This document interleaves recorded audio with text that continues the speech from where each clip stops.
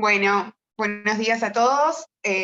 Arrancamos con un panel de expertos este día. Hablamos de transformación digital anteriormente, ahora comenzamos con la innovación, ¿no? Que va a ser fundamental. También estamos hoy justo lanzando el hackathon. Es por eso que convocamos a Janine y Ariel, dos especialistas en innovación desde distintas ópticas.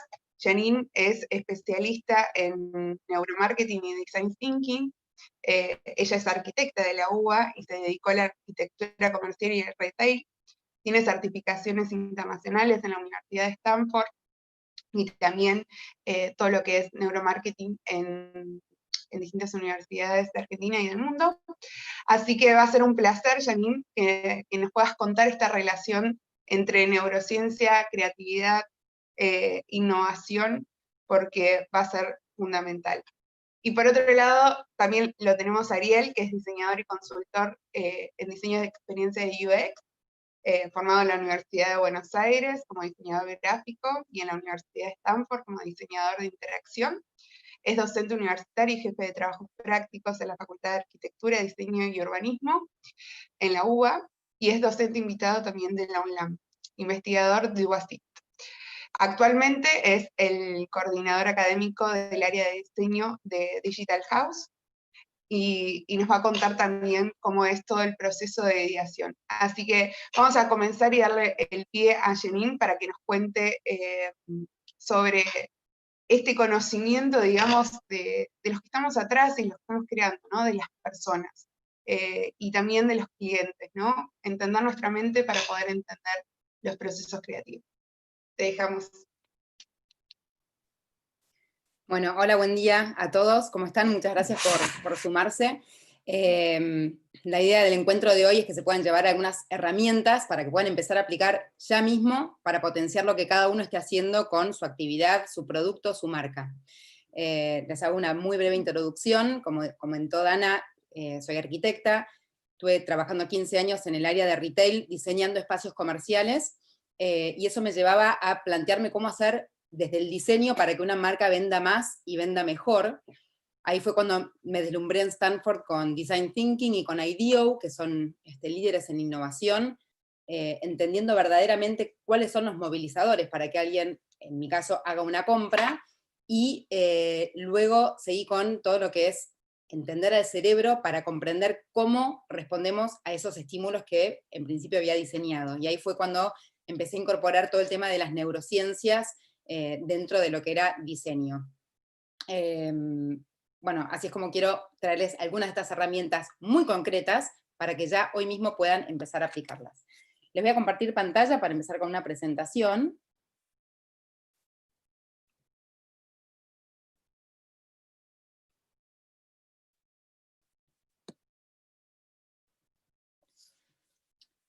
Bueno, ahí estamos. La idea un poco es innovar con neurociencias y con algunas cuestiones del design thinking. Como les contaba, un poco la idea es replantearnos cómo hacer para que una marca venda más y venda mejor, y para eso también tenemos que entender cómo funcionan las marcas en nuestro cerebro. La realidad es que hoy tenemos desbordantes opciones para consumir productos, y el desafío de las marcas por ganar un lugar en nuestra mente es cada vez más complejo y más grande.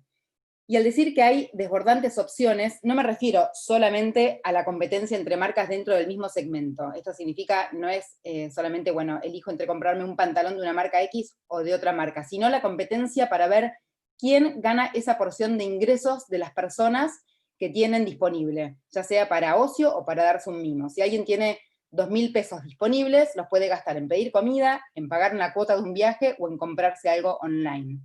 Y lo cierto es que esta decisión tiene mucho más de irracional de lo que pensamos. Y aquí es donde la inmediatez juega un rol clave y está directamente ligado a la relevancia que la compra de ese producto o de ese servicio tenga en nuestra mente.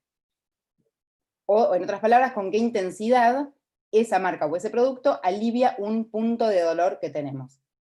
Por eso las marcas cada vez usan estrategias más nuevas, más sofisticadas para que las elijamos, y que encima creamos que lo hacemos con forma, de manera completamente autónoma. De hecho, ya en muchas partes del mundo hay laboratorios equipados con electroencefalogramas, resonancia magnética funcional, eye trackers, mapas de calor con recorridos, todo esto para poder anticipar cuáles van a ser las decisiones de compra. Más allá de que todo esto no va a estar en juego hoy, podemos implementar estrategias de innovación que tienen en cuenta las neurociencias para nuestra marca. Para entender un poco y meternos en cómo operan las marcas en nuestra mente, una buena idea es empezar a entender cómo funcionan las redes sociales, cosa que por ahí es mucho más fácil para muchos. En Instagram o en Facebook, las marcas quieren aparecer primero cuando vos abrís la aplicación. El orden de las publicaciones que vos ves cuando abrís la red social está dado por un algoritmo que está basado en cuáles son tus preferencias o cuáles son tus interacciones. ¿Y cuál es el objetivo de ese algoritmo? Básicamente es darte contenido relevante. ¿Para qué? Para que vos estés más tiempo en esa red social, la consumas más y por lo tanto le hagas ganar dinero. En ese sentido, nuestro cerebro funciona bastante como Instagram. Hay algoritmos que lo operan y hacen que algunas marcas tengan más relevancia que otras, y esto se basa en nuestro comportamiento pasado, o sea, en nuestra experiencia. Cuando digo marcas, en definitiva, lo que puede estar rankeando más alto, más bajo, son marcas, son personas, son experiencias, productos y demás. Nosotros particularmente nos vamos a enfocar en todo lo que es marcas. Entonces lo que hace este algoritmo hace que determinadas marcas, basadas en nuestra experiencia, rankeen más alto en nuestra mente. Y justamente lo que queremos hablar es de las estrategias para crear relevancia de tu marca en la mente de las personas. Es decir, para que rankeen más alto, es decir, para que puedas vender más y puedas vender mejor. Entonces, lo primero que quiero compartir desde las neurociencias es qué es una marca y cómo se construye en la mente. A medida que nosotros estamos en la vida y tenemos interacciones de todo tipo, las marcas van apareciendo en forma voluntaria e involuntaria. Por ejemplo, una marca de ropa puede aparecer en forma dirigida si estamos viendo la tele, en una publicidad concretamente, o si vamos a un centro comercial a ver vidrieras. Ahí estamos en esa búsqueda y las marcas están preparadas para mandarte información en un contexto de compra. Pero también las marcas pueden aparecer en forma solapada, en un asado con amigos o en una salida al cine. Y en este caso están ahí, silenciosas y sin intención, sin que elijamos nosotros qué información tomar o no. Si esa marca tuvo algún tipo de relevancia, nos va a generar una impresión en nuestra mente. Y esa impresión se guarda. Les doy un ejemplo. Si, por ejemplo, van a una casa muy linda, decorada, donde están sus amigos, hay buena música, y en la mesa hay una botella de Jimi Hendrix, sin que Hendrix haya tenido la intención, se va a asociar esa marca de gin con una linda experiencia, con buena música y con una situación de amigos. Y lo que sucede con nuestro cerebro es que para guardar información y guardar estas experiencias, es antieconómico darle un espacio grande, digamos, de guardado a una experiencia completa. Entonces, lo que hace el cerebro es cortarle en bloques más pequeños y más manejables. Básicamente segmenta la experiencia en pedacitos, y eso es lo que luego nuestro cerebro usa para reconstruir un recuerdo. De hecho, una pista que nos da esto es, si tenemos que recordar un número, es mucho más difícil recordar 45.804.250 que recordarlo 4580, 4250. De alguna manera, cortar la información en pedazos le facilita al cerebro el proceso de recordación. Bueno, se me quedó una.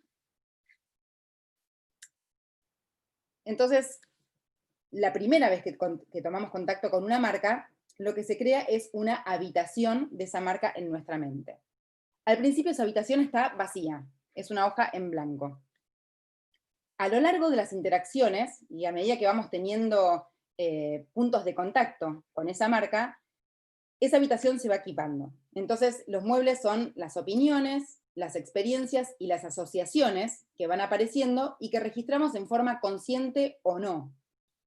Y las asociaciones son muy importantes porque son como los pasillos que unen una habitación con otra habitación lindera. Entonces, si por ejemplo yo te digo la palabra Nike, que es una habitación que tiene adentro opiniones, experiencias, el slogan que es Just Do It, y que puede ser un mueble muy importante, un pasillo, que puede ser una maratón, que es una asociación, nos puede hacer un link con otra marca, otra experiencia u otro producto. Entonces, de alguna manera, cuando tomamos, por ejemplo, contacto con una publicidad o una campaña o un slogan, esos son los muebles más grandes del sillón, son la mesa, de la habitación, perdón, son la mesa y son la biblioteca. Y con cada repetición de estímulos, esos muebles grandes se transforman en los iconos de la marca. Como dijimos de Nike, Just Do It es un icono de la marca. Y esos muebles se tornan inamovibles.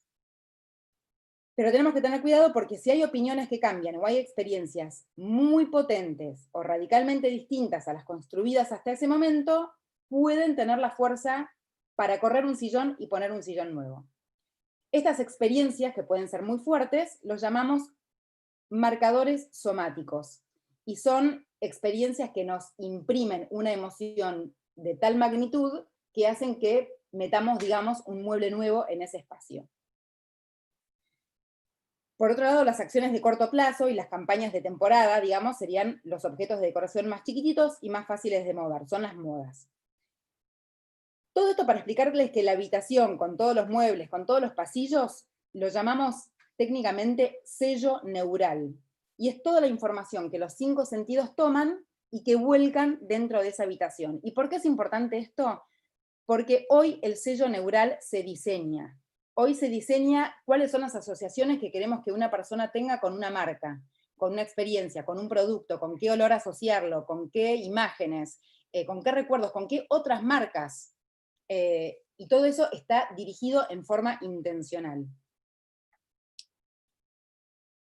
Y acá es un poco la forma gráfica de entender cómo recordamos.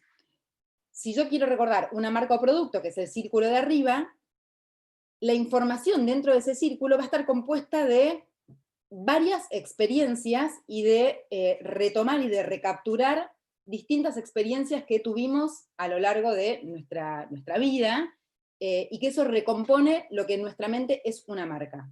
Y eso es lo que llamamos nuestro famoso sello neural. Ahora vamos concretamente a las estrategias. La primera estrategia que les quiero compartir es crear asociaciones que sean relevantes para nuestros usuarios y consumidores y que se posicionen alto de entrada en la app mental de ellos, digamos. ¿Y cuál es la clave para ser relevante? De algún modo tiene que ser personal. En otras palabras, es identificar cómo puede nuestro producto curar un pain, o lo que llamamos un punto de dolor específico que tiene nuestro cliente. Entonces, el primer punto es crear acciones relevantes. La segunda herramienta que les voy a compartir va a ser crear acciones memorables, y tiene que ver con el precursor de la acción, que es la memoria. Nosotros tomamos acción a partir de cosas que recordamos, no de cosas que olvidamos. Entonces, les voy a contar cómo hacer inolvidable para nuestro cliente. Y por último, queremos que nuestra marca sea, sí, relevante, pero de una manera positiva, no negativa. Y para ello les compartiré estrategias para trabajar con la emoción. Entonces, la primera herramienta, que es crear asociaciones que sean relevantes, se trata de hacer que tu producto sea, como dijimos, personal. Y para ello, lo que vendes tiene que ser importante para el cliente. Y para que esto suceda, como dijimos, debe curar un pain, un punto de dolor. Siempre el ejemplo que doy acá es, si yo le digo a un minero, tengo una pollera divina para que compres, va a escuchar y va a pasar el comentario de largo sin ningún registro. Y yo le voy a decir, pero es una pollera floreada espectacular, y por ahí me mira y me dice, no me interesa. Ahora, digamos, estoy haciendo un ejemplo muy exagerado para fijar ideas. Si yo le digo, te voy a ofrecer algo que te va a dejar a tu mujer mirar tranquilo fútbol todos los domingos. Tengo una pollera espectacular y con esto no te van a jorobar en todo el año, por ahí sí le presta atención. ¿Por qué? Porque el mismo producto ahora está dirigido a un pain o a un dolor real y personal. Bueno, con este escenario de COVID, de pandemia, de cuarentena, les voy a contar 3 ejemplos donde el contexto cambia nuestro producto, o por lo menos lo que cambia es su significado. ¿Qué me dicen ustedes si yo les digo que ahora los supermercados no venden más comida? O si les digo que los deliveries ya no ofrecen comodidad de llevarte la pizza a la puerta de tu casa, o que las tiendas digitales no venden más productos online. Primero me van a decir que desayunaste, y segundo me van a preguntar qué es lo que están vendiendo entonces. Y acá les quiero traer a la economista Theodore Levitt, que es uno de los que explicaba que cuando se vendieron 1 millón de agujereadoras, no era porque la gente quería agujereadoras, sino porque lo que quieren comprar es el agujero en la pared. Y eso es importante porque las personas no compran productos, sino la expectativa de su beneficio. Y aunque esto ya lo sabemos, lo estudiamos y lo leímos, vuelve a tener mucho protagonismo acá. Lo que sucede en esta pandemia es que el producto que se compra tal vez es el mismo, pero lo que cambió es la expectativa del beneficio que se obtiene. ¿Por qué? Porque cambió lo que los moviliza a adquirirlos en primer lugar. En otras palabras, lo que cambió es el punto de dolor. Hace 2 meses ir al supermercado era un trámite más en el checklist del día.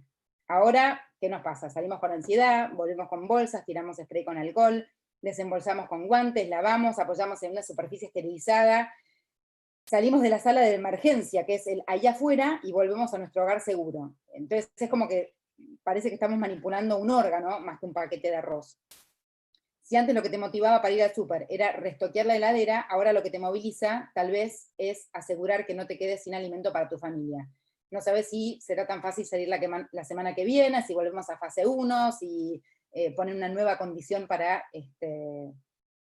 poder salir a hacer las compras. Y la situación ahora de ir al supermercado tiene más que ver con la supervivencia que con la conveniencia.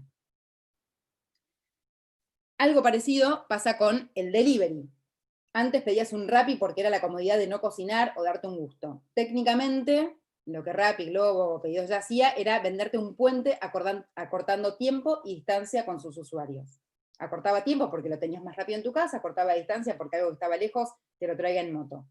Ahora estas mismas apps son la única manera en que muchos pueden hacerse de un café de especialidad, o de un antojo, o de un plato elaborado, para quienes aún pueden comprarlo. Y ahora ese puente no es con la comida, sino con tu vida anterior, con tu escenario de normalidad, trayéndote fragmentos de tu rutina en la agenda de cuarentena y de encierro. Y un último ejemplo es cómo cambió el shopping online. Hasta ahora el eShop era una plataforma de ventas donde navegábamos en el sitio, descubríamos nuestros productos, los poníamos en una lista de favoritos, mirábamos las colecciones de las marcas, pero la realidad es que en estos días no tenemos ya más motivos para restoquearnos de ropa, no tenemos eventos, no tenemos reuniones, no tenemos fiestas, no tenemos salidas. Entonces, no hay necesidad de renovar el vestidor.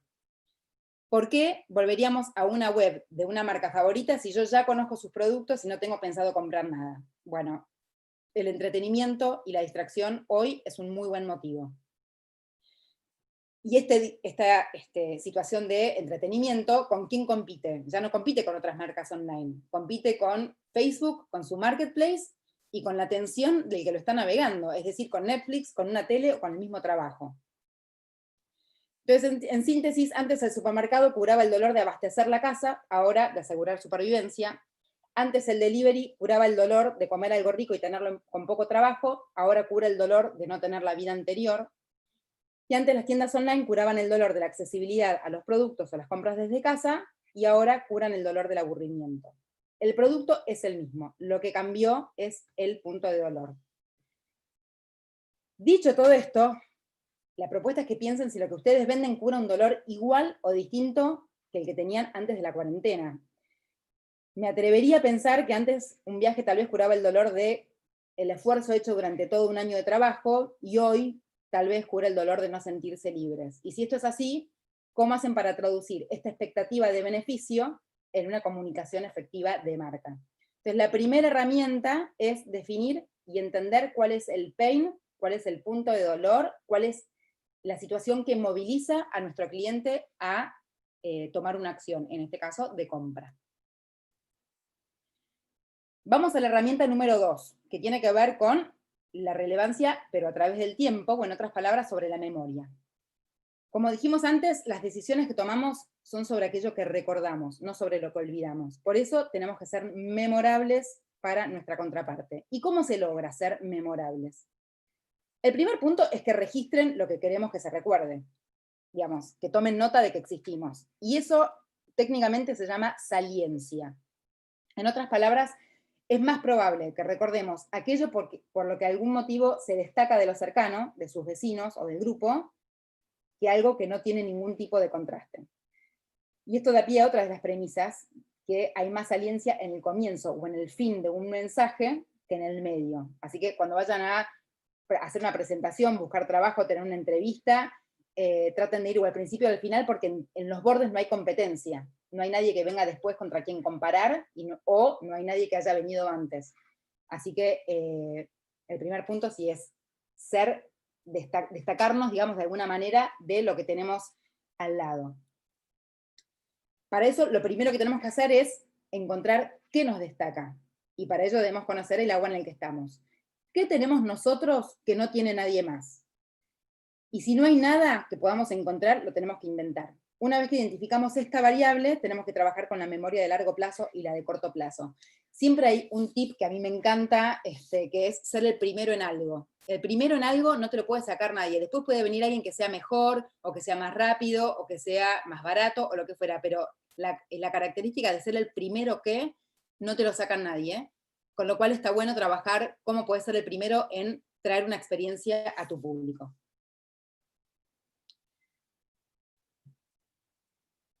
Bueno, entonces, primero tenemos que identificar cuál es la característica que hace que nuestro mensaje logre mayor intensidad, o en otras palabras, mayor saliencia. Y eso es importante para la memoria de corto plazo, porque la intensidad de un mensaje, es decir, la emoción que genera, es lo que hace que nos genere una impresión o que no la genere. Si no genera impresión, no se recuerda. Si no se recuerda, no hay acción. Si genera una impresión, se guarda, y eso es lo que detona posteriormente una posible acción. Por ejemplo, si yo les digo, ¿qué hicieron ayer? Y les doy 5 segundos para que lo piensen. Piensen qué hicieron ayer. Posiblemente, cuando estén repasando mentalmente, me cuenten detalles fuera de lo común, no las rutinas que casi no registramos porque ya están súper incorporadas. Es más probable que me digan que salieron y se encontraron con alguien a que recuerden haber lavado los platos, salvo que lavar los platos sea una actividad excepcional. Pero si no, por lo general, cuando recordamos algo, vamos a recordar los puntos salientes de la experiencia. Y luego, una vez que identificamos cuál es la variable destacada, la clave es repetirla. ¿Y la repetición para qué nos sirve? Para la memoria a largo plazo. La repetición hace que lo específico se vuelva genérico. Si yo, por ejemplo, les digo, dame 3 marcas que te vengan a la mente, muy posiblemente para muchos, una de las marcas que me digan es Coca-Cola. Es como que ya Coca-Cola es genérico de marca, y no porque haya hecho nada distinto o nada destacado. Básicamente porque hace 3 vidas Coca-Cola nos viene mostrando su presencia en forma consistente en todos los medios posibles. Está incorporada ya en nuestro mapa marcario como un fijo. Es más, algunos ejemplos de marcas que logran una presencia en esta app mental por repetición.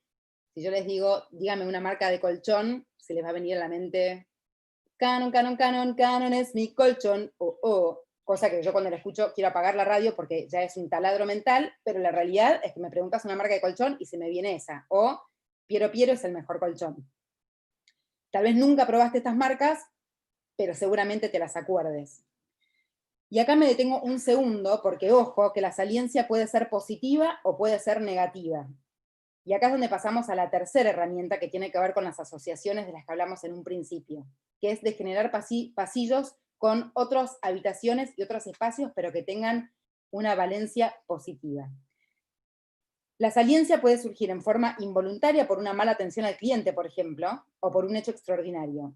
Yo no les voy a contar si fue intencional o no, pero muchos posiblemente se acuerdan cuando salieron las galletitas Toddy con chips de chocolate, que la gente se volvía loca para ir a comprarla, iban al supermercado, se habían acabado, todo el mundo hablaba de las galletitas. Si cada vez que salís a comprarla la encontrás en la góndola, todo el rum rum que se generó seguramente no hubiera existido.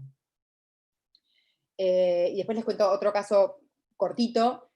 Hubo una situación hace varios años ya, donde una red de telefonía personal, es más, red de telefonía celular, se quedó un día entero sin red.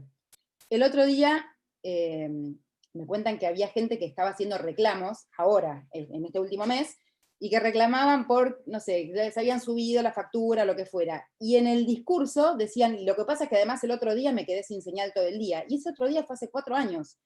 Pero la gente lo vivió con tal intensidad que lo recordaban con cercanía temporal. Y eso, de alguna manera, es un gran sillón que corrió, digamos, un sillón anterior en la habitación. Es como si en un camino neural entre una experiencia, que fue la caída de red, y una marca, se plante un banderín rojo. Ese banderín no hay forma de sacarlo. si a alguno de ustedes les pasó que con su marca tuvieron una muy mala experiencia, sepan que no van a poder hacer que la gente se lo olvide. Lo que sí pueden hacer es plantar un banderín más grande, pero verde y positivo, para básicamente que le gane y que tape la magnitud de la experiencia negativa. Entonces, bueno, para cerrar nuestra segunda experiencia tiene que ver con encontrar un elemento destacado de nuestro producto, comunicarlo con intensidad y hacerlo de forma recurrente para abordar la memoria del corto y del largo plazo. Y por último tenemos la herramienta para que la relevancia de nuestra marca sea positiva.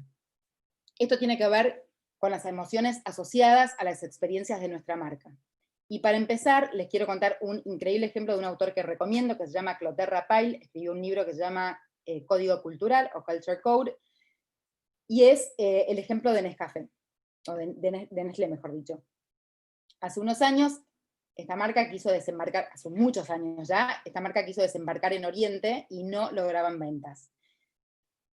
Cuando van a averiguar qué es lo que pasaba, que estaba el café puesto en la góndola y no había nadie que la tome, que la compre, la marca descubrió que el café no tenía ninguna asociación construida. La gente miraba y no sabía de qué se trataba el producto. Y aún más, todas las asociaciones que para nosotros tiene el café, para Oriente las tiene el té, que es calor, abrigo, hogar, despertar, familia.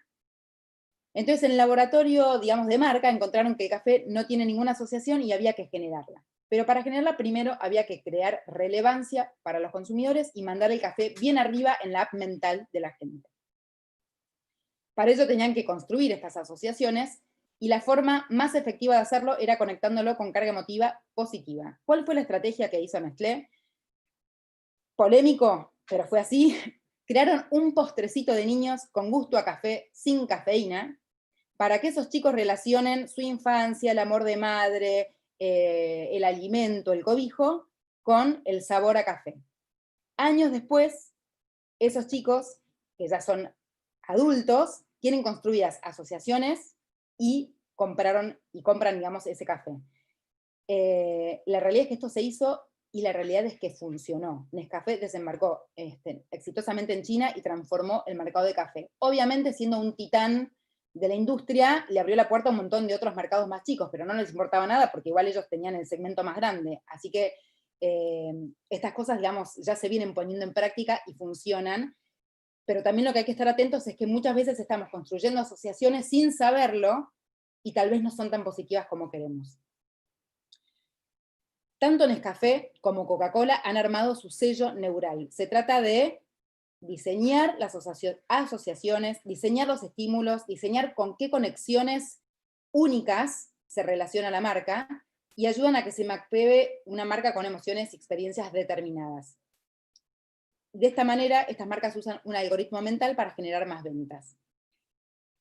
Todo esto para contarles que nuestras decisiones, como ven, son irracionales. Nuestras elecciones solo encuentran en el cerebro racional o en el córtex prefrontal la justificación para una decisión que se tomó antes donde no hubo razón, hubo sello neural. Nuestro cerebro fue construido para sobrevivir, no para Walmart. Entonces la próxima vez que se tienten con algo, sepan que tal vez fueron influidos por los estímulos diseñados para que eso suceda. Por último, les quiero compartir, hablando de emociones positivas, otro ejemplo de otro titán, que es obviamente Coca-Cola. A esta altura ya todos sabemos que Coca-Cola lo que vende es felicidad, y miren cómo lograron esta experiencia.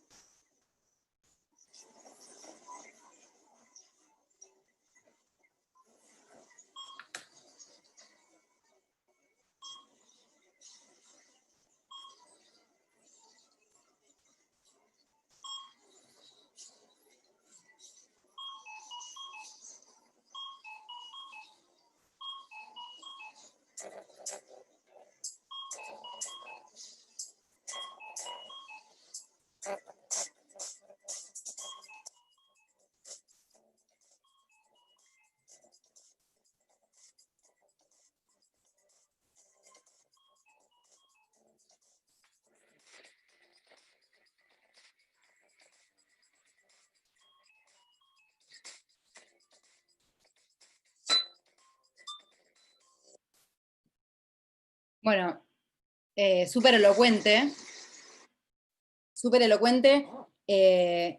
como si Coca-Cola vende felicidad a través de este diseño de experiencia. Lo que a la gente le genera escuchar el ruido es una sonrisa, con lo cual son absolutamente consistentes con su objetivo, y bueno, ellos son obviamente los maestros de armar este tipo de cosas, lo logran con muchísima efectividad. Entonces, para cerrar, quiero traerles estas reflexiones para dejarlos pensando y dejarlos listos para trabajar.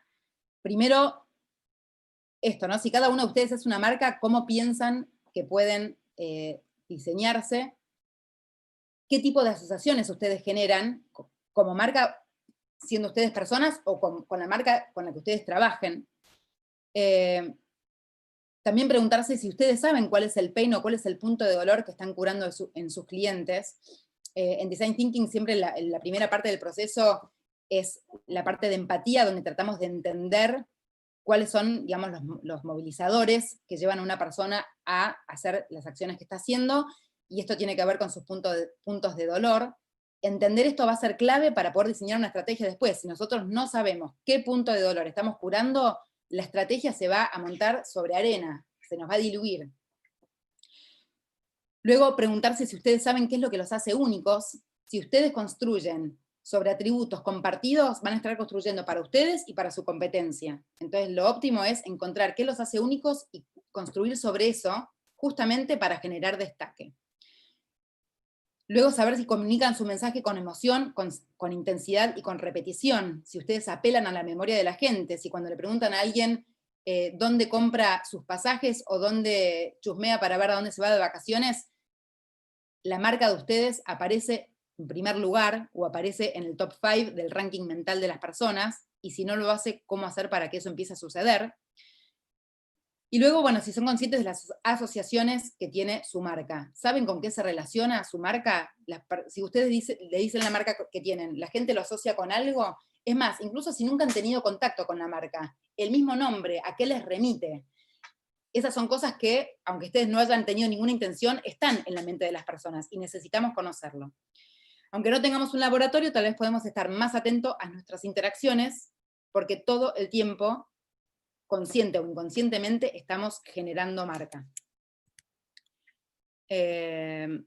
Bueno, ahí terminamos un poco con la presentación, corriendo al final, pero quería dejarles estas 3 herramientas claves para ponerse a trabajar ya mismo.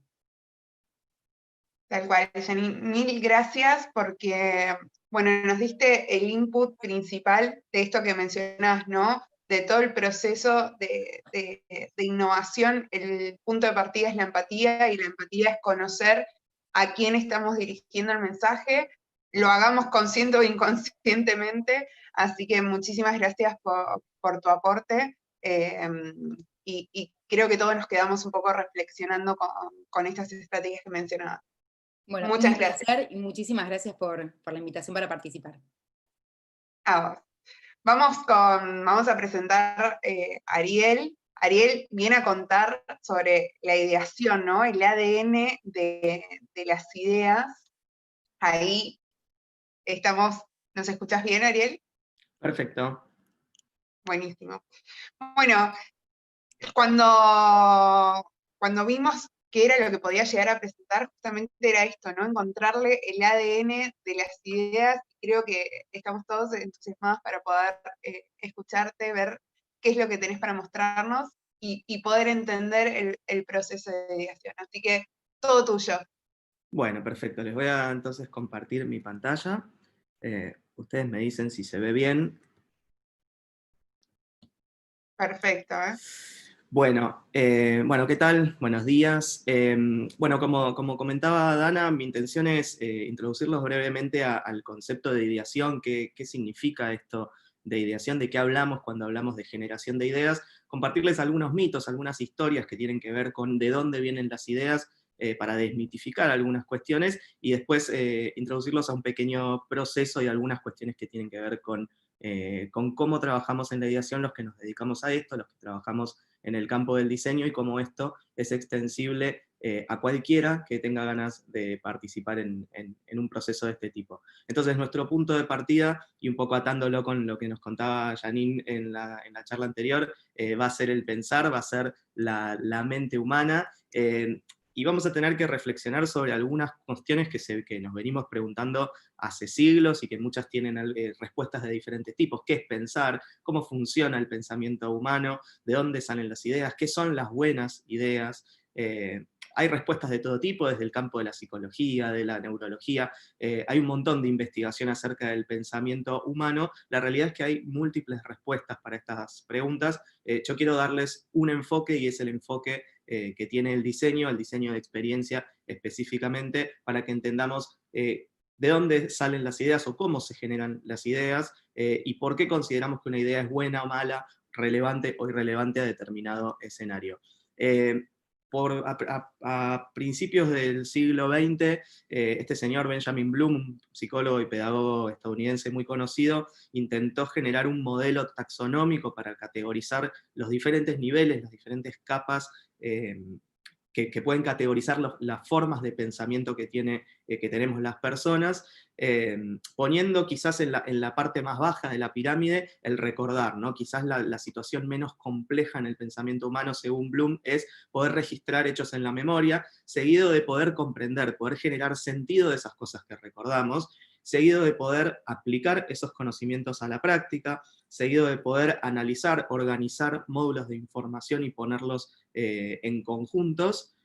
Por encima de eso, en la taxonomía de Bloom aparece el crear, el generar nuevas ideas y teorías, y esto es de lo que vamos a estar hablando en los próximos minutos. Y fíjense qué interesante que en la taxonomía de Bloom, en esta época particular del siglo XX, el evaluar, el criticar, recomendar y generar opinión sobre las ideas de los demás aparece como el nivel más complejo en las capas del pensamiento humano. Esto no es casual a principios del siglo XX, en un paradigma postindustrial y desde este paraguas del capitalismo, donde obviamente crear estaba visto todavía como quizás una forma de pensamiento crítico y desafiante, revolucionario, que podía poner de alguna manera en crisis decisiones importantes que podían pasar por una empresa, por una organización, y obviamente lo más importante, la opinión del jefe, el que evalúa, el que critica, el que le dice a los demás cómo deben ser las cosas.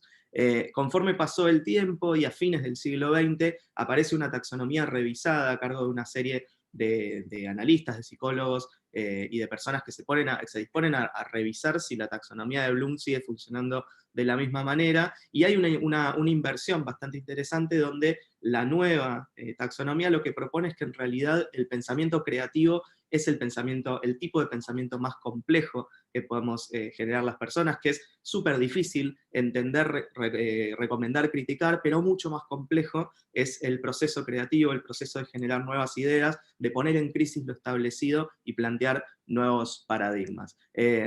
Esto entonces, hacia fines del siglo XX y ya principios del siglo XXI, es adoptado ya como paradigma, y por suerte cada vez son más las empresas y las organizaciones que van comprendiendo la importancia de habilitar y estimular el pensamiento creativo de las personas que trabajan en ellas. Ya no es visto como una situación desafiante, revolucionaria, a la que podemos tenerle miedo, sino todo lo contrario. Empezamos a entender que estimular el pensamiento creativo de las personas que trabajan en nuestras organizaciones nos va a potenciar para arriba, nos va a tirar para adelante, y nos va a ayudar a deconstruir y reconstruir las ideas que tenemos en juego para adaptarnos a un paradigma que se mueve cada vez más rápido.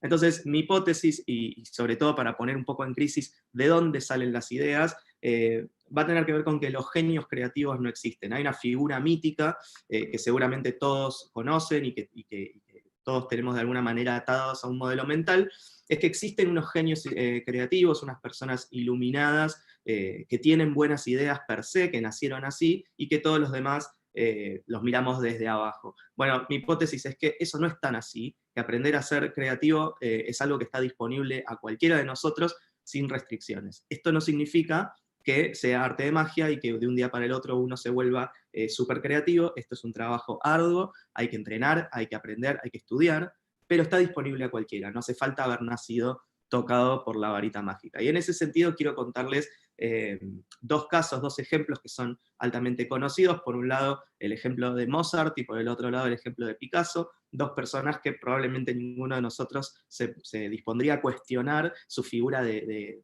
genios, de iluminados en la historia del arte, en este caso. Por un lado, les quiero contar un poco el caso de Mozart, que tiene una frase en alguna de sus memorias donde, hablando de su proceso creativo, dice algo así como que de dónde vienen mis ideas no lo sé, pero tampoco las puedo forzar, simplemente aparecen y aquellas que me agradan las retengo y las convierto en mi obra. Si uno toma esto como punto de vista, piensa, bueno, Mozart no tiene nada, de repente sale a dar una vuelta por el jardín de su casa y se le ocurre una sinfonía, y de repente vuelve y la escribe porque es un genio, y nadie más puede hacer esto. Bueno, la realidad es que Mozart a lo mejor no fue tan transparente en la forma en que nos contó su proceso creativo. Quizás hay ciertas cosas que no conviene contarlas en cierto estatus de la sociedad del arte, pero la realidad es que esto es, por suerte, falso, y una revisión histórica sobre el proceso creativo de Mozart, y los historiadores de la música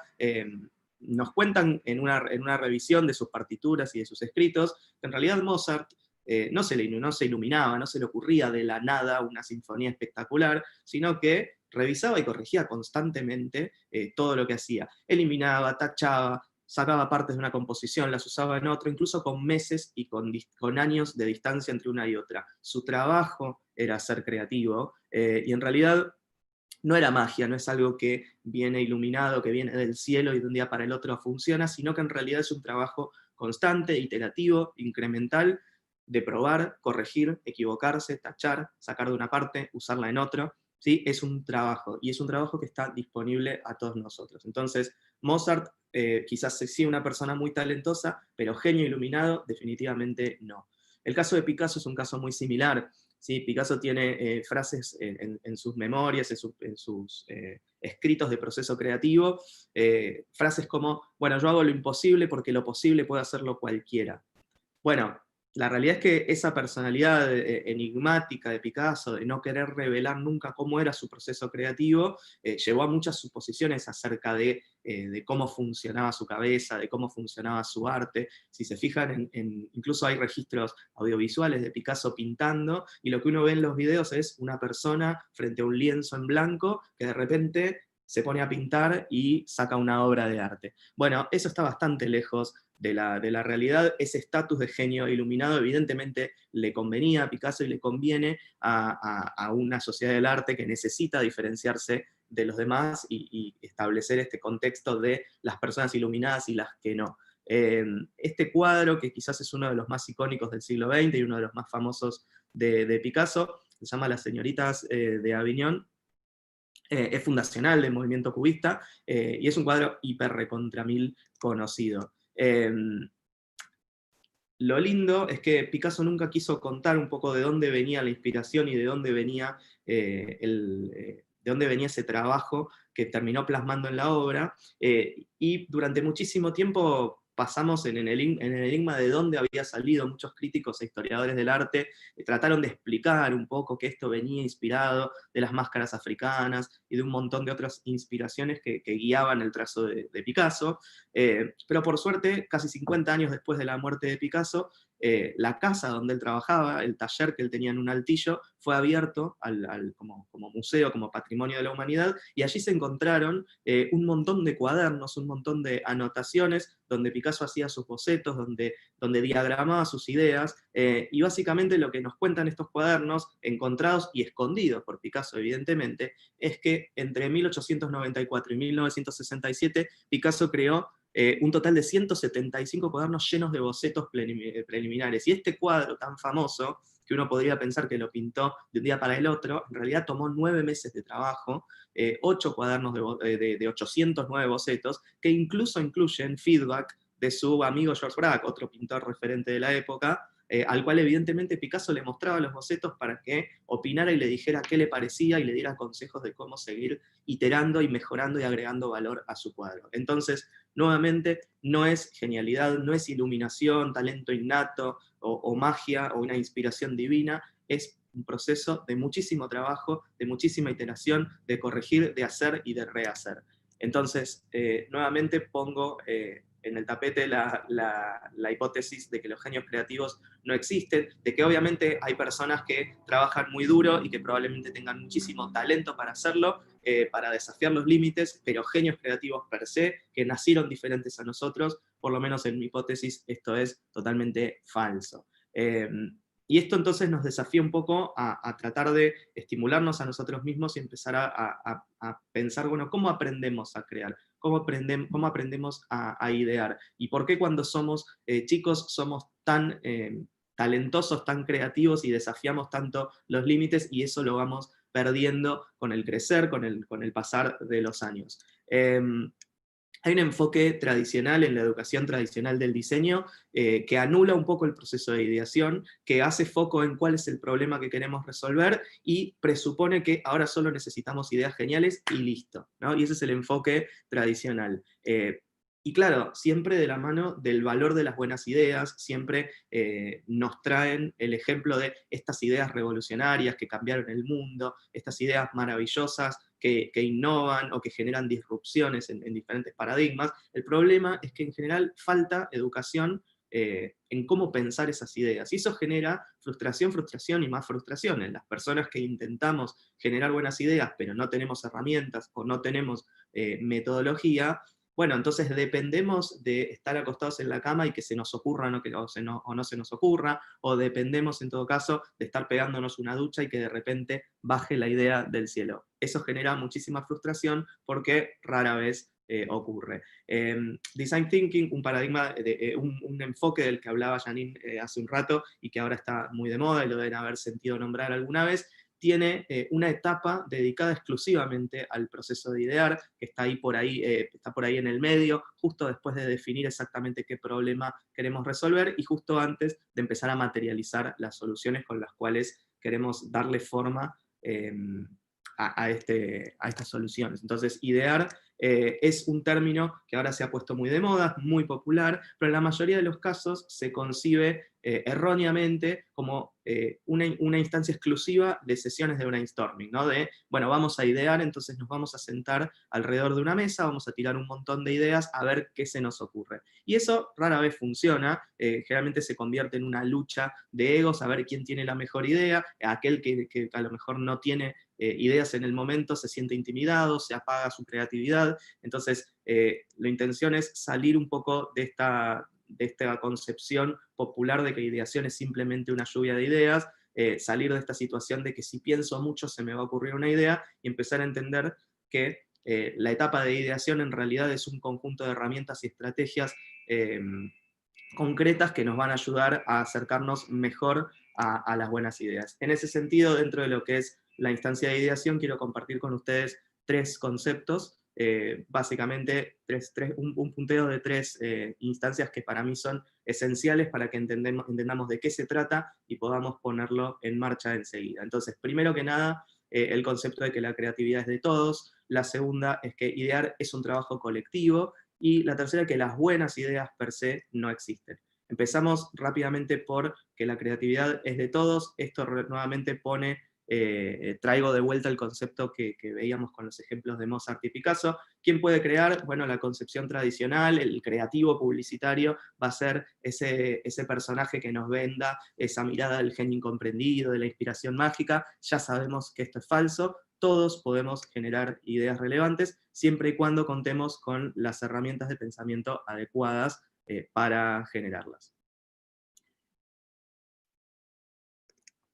El segundo concepto que quiero repasar con ustedes es que idear es un trabajo colectivo. Y si bien idear es algo, las ideas es algo que sucede adentro de las cabezas de cada una de las personas, entonces se concibe como un proceso individual, en general alcanza su máximo brillo cuando lo hacemos de manera colectiva. Podemos, contrario a lo que se cree, podemos hacer un trabajo individual de manera colectiva al mismo tiempo. Y entonces acá es donde entramos a la lógica de la convergencia y de la divergencia.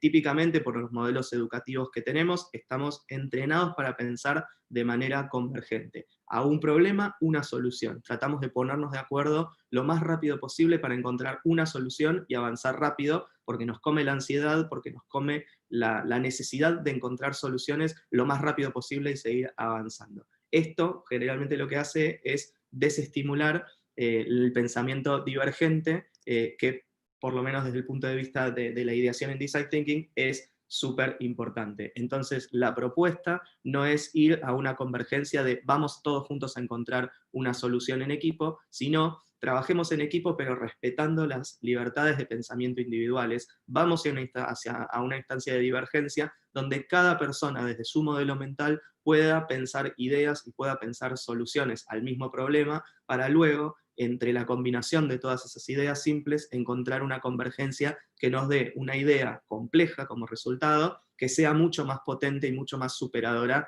de cualquier cosa que podríamos haber pensado por anticipado. Entonces, nuevamente, idear es un proceso individual, pero que alcanza su máximo brillo cuando lo hacemos de manera colectiva. Respetamos el pensamiento individual y luego vamos hacia una convergencia donde en equipo le ponemos muchísima más potencia al resultado de las ideas. Pensamos más y pensamos mejor en equipo, por eso idear es un proceso que es colectivo, que debería ser inclusivo y exploratorio. Y respetuoso de las ideas individuales, por supuesto.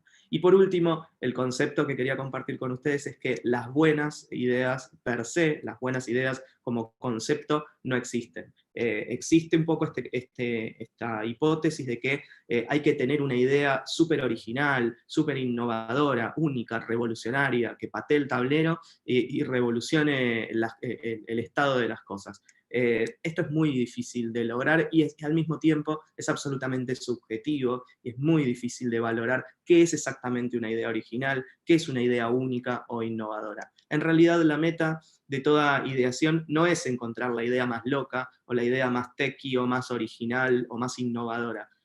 La meta de cualquier proceso de innovación, de ideación es descubrir cuáles son las soluciones más relevantes para un escenario particular. Entonces, las buenas ideas o malas ideas per se no existen.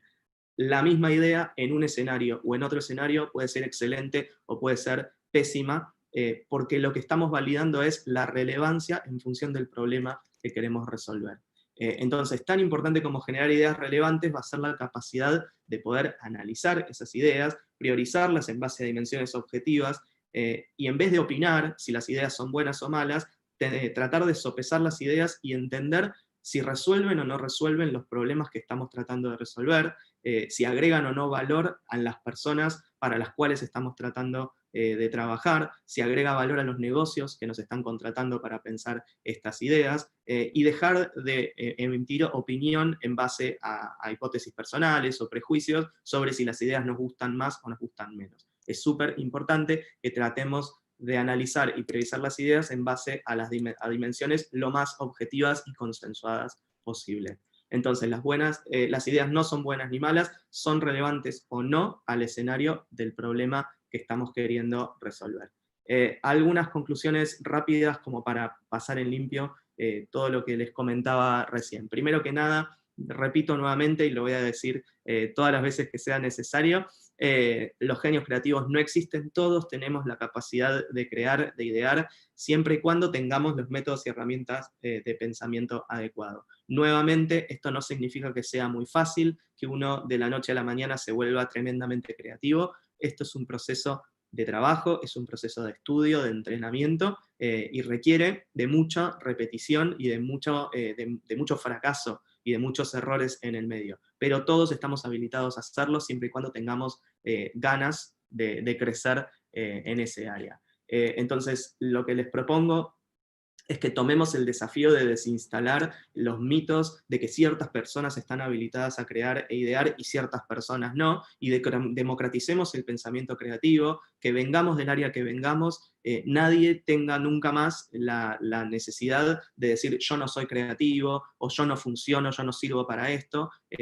Todos podemos meternos en esta área, todos podemos aportar valor en el proceso creativo, pero para eso primero hay que desinstalar los mitos, derribar las figuras de los genios y empezar a democratizar el pensamiento creativo. Es nuestra responsabilidad que las decisiones que vayamos tomando para avanzar con nuestras ideas formen parte de un proceso con marcos claros y consensuables, dejar de opinar desde la subjetividad, dejar la lucha de egos para ver qué idea se impone por sobre otra, desde un plano subjetivo, porque me gusta más, porque le gusta más a mi jefe, y tratar de avanzar con nuestras ideas desde un proceso con marcos claros y consensuables, y poder tomar decisiones en base a dimensiones lo más objetivas posibles. Solamente tomando en serio el proceso de idear, vamos a poder diseñar soluciones realmente relevantes a las personas y a los negocios para los cuales se supone que trabajamos. Si estamos muy acostumbrados a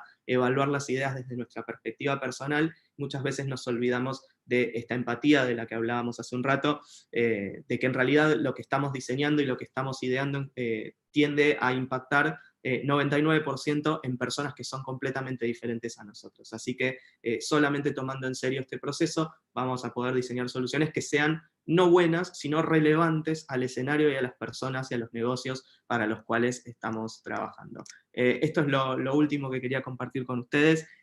Muchísimas gracias y dejo abierto a que sigamos conversando, Dana. Muchísimas gracias, Ariel. La verdad que me anoté un montón de cosas, principalmente esto que tiene que ver con derribar los mitos, ¿no? Y me quedo con algo porque ayer justo tuvimos una jornada donde hablábamos sobre propósito, sobre el trabajo en comunidad, sobre el trabajo con el otro, y me quedo con esta frase, ¿no? Idear es un proceso colectivo y debería ser inclusivo, porque mientras más y distintas voces tengamos, más empatía también vamos a tener con esta otra persona a la cual le estamos generando una idea y poder resolver realmente y que sea relevante para el otro lo que estemos creando. Así que te agradezco profundamente tu tiempo y tu presentación. Creo que recibimos un montón de mensajes asentando lo que estabas diciendo, así que muchísimas gracias nuevamente, fue un gustazo tenerte en esta versión nueva de Innovatur, que también creció siendo una idea y bueno, ahora llegó a poder plasmarse. Bueno, muchísimas gracias a ustedes por la invitación, ojalá haya servido y ojalá nos veamos las caras presencialmente pronto. Totalmente. Les pido a todos que se queden, que vamos a tener ahora 2 charlas magistrales de 2 especialistas también en innovación, así que aguárdenos unos minutitos que ya arrancamos.